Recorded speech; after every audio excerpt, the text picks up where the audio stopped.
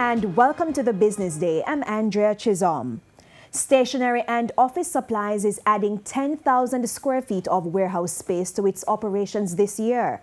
That's because the company is running out of space. TVJ's Andrew Ledley has details. Stationery and office supplies SOS recorded its highest profit ever for a single quarter between January and March this year. During the 3-month period, SOS executed its first export order to the region. It also supplied and installed over 700 seats to the business process outsourcing sector.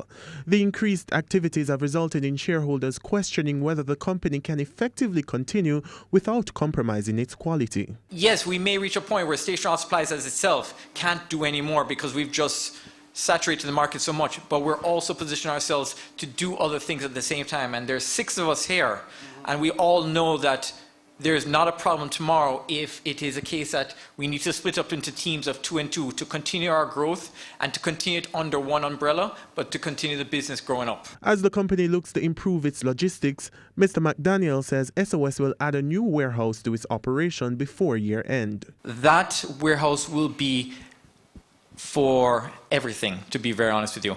One of the things we have a problem with is we do furniture. They're big, they're bulky. We need more chairs in stock.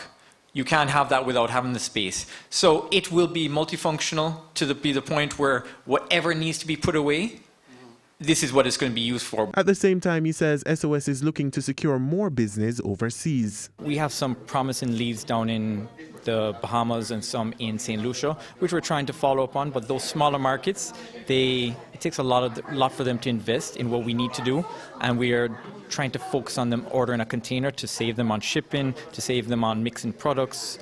And right now, we have some persons that are interested in what we're doing and interested in what we have to offer, but we just need to get it over that hump, that initial hump of getting it going. Mr. McDaniel says the company is also looking to branch out into areas outside of stationery and office furniture. Andrew Ledley, TVJ News. Gas prices are going down for the 3rd week in a row.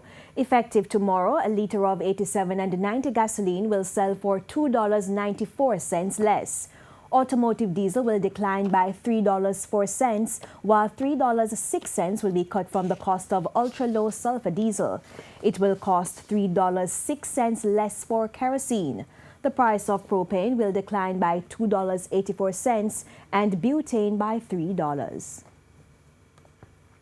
To currency trading now, it ended today with the US dollar selling for $130.16. The Canadian dollar sold for $98.15. The pound closed at $165.37, while the euro went for $147.19. The JSE index gained 3,263 points today, while the junior market index advanced 3 points. Among the winners, Siboney Group, JMMB Group, Pulse Investments, Wysinca Group, and Honeybun. On the losing side, we had ISP Finance Services, Consolidated Bakeries, Cygnus Credit Investments USD shares, Key Insurance, and Medical Disposables and Supplies. And that's the Business Day. I'm Andrea Chisholm. Good evening.